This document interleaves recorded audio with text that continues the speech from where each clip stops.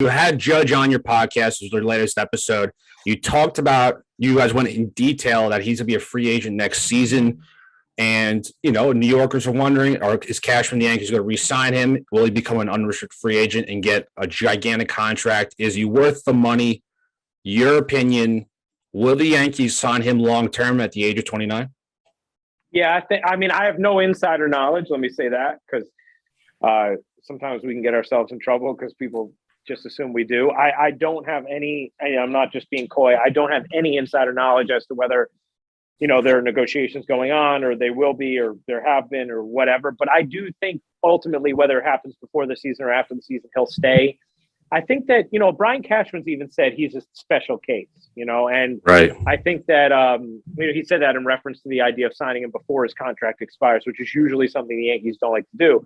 But, I think that he's not just an incredibly impactful all-star MVP caliber player.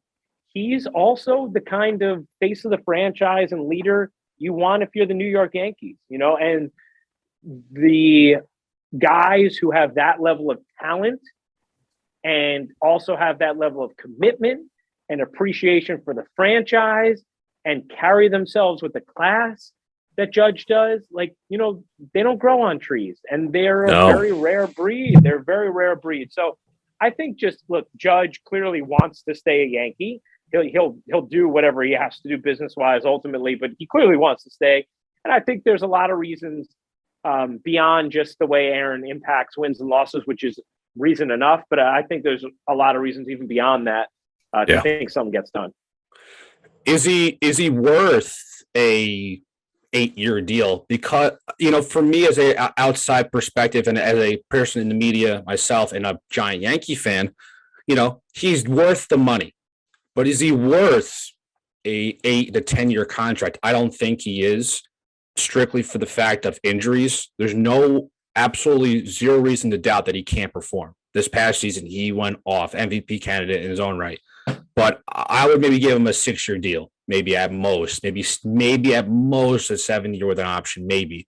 But if you had the option as Brian Cashman, what would you do if you can give your opinion on that?